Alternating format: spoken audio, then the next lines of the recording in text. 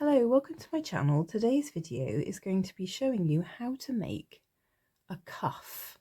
So this you can put on a jacket, on a cardigan, around the collar of a jumper.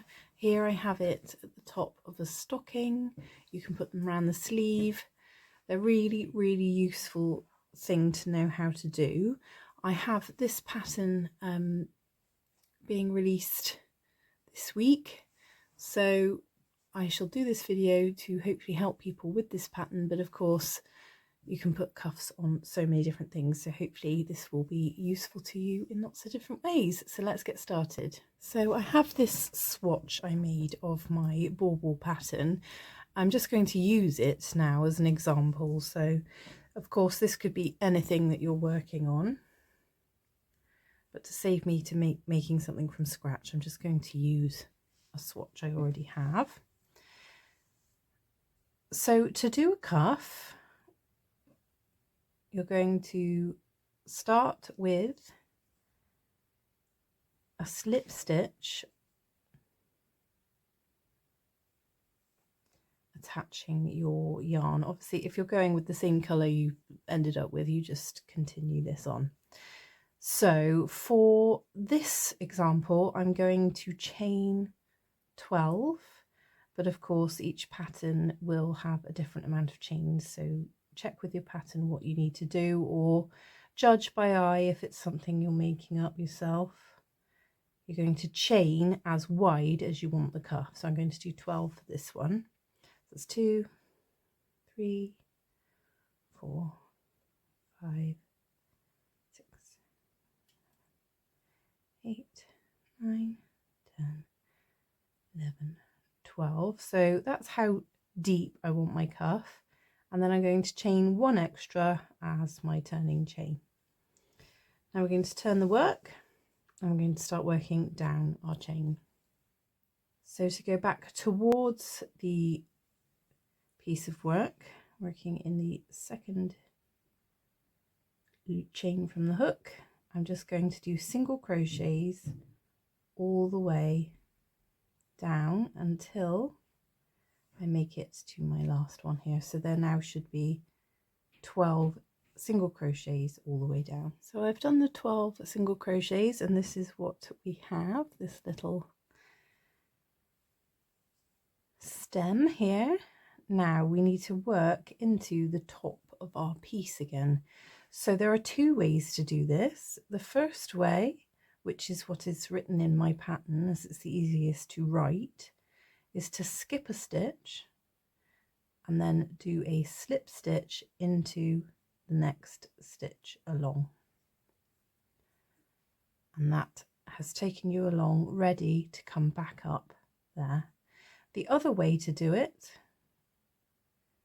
so this is just personal choice, instead of skipping a stitch you can go through the front loop only of that one and then into the next stitch and pull through, so you're decreasing a stitch.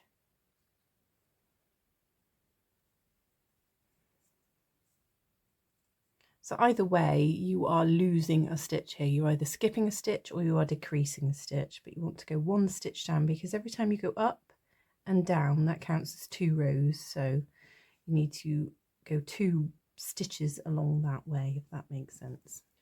So now it's time to go back up the cuff. For this one I'm going in the back loop only all the way up for the 12 stitches, and that creates a little ridge on the back side, so when you fold it over it gives a ribbed look. Go all the way up the 12 stitches, and when we get to the top we're going to chain 1 and single crochet back down again. So I have single crocheted all the way back down for 12 stitches, bringing me back to my main body of work. So you're either going to skip a stitch and slip stitch into the next one, or you're going to decrease by going through the front loop only of that one and then going straight in through the next one and slip stitching through all of those. Either method works, choose what works best for you. Now we need to go back up, doing a single crochet in the back loop only. So I've got to the top, I'm going to chain 1, turn my work, and then single crochet all the way back down for 12 stitches. Now I must explain something to you. If you are, so this single crochet back loop only on the way up and single crochet on the way back down leaves the ridge on the back side. So this is for when you're folding your cuff. If you were just doing a cuff around the edge of a cardigan or something and you want the ridge to be on this side, do single crochet back loop only for both, and that will keep it ridged on both sides. But because this is being folded, I don't need to do that, so I'm doing a single crochet all the way down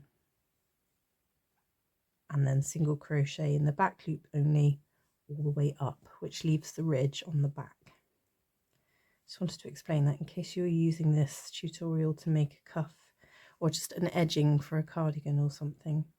You want the ridges to be on both sides, so that would be back loop only up and down. Okay, so I shall complete the last few stitches. That's 12 stitches. Skip a stitch and work into there, or front loop only and work through all of those loops with a slip stitch.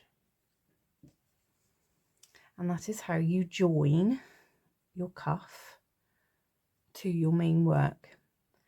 Now to join in the round, like my stocking for example, once you have made it all the way around and you get to here, you're just going to slip stitch or single crochet into the back loops only of those stitches, which will join them together, and that will be on the inside, so you can fold it down and it will be a perfect loop. So hopefully this was helpful to you. It's just a quick tutorial to show you how to do it. I'm very excited to be releasing this pattern, so I do hope this was helpful. And yeah, let me know if it was helpful to you. I'd love to hear from you, so leave a comment and I shall see you again very soon.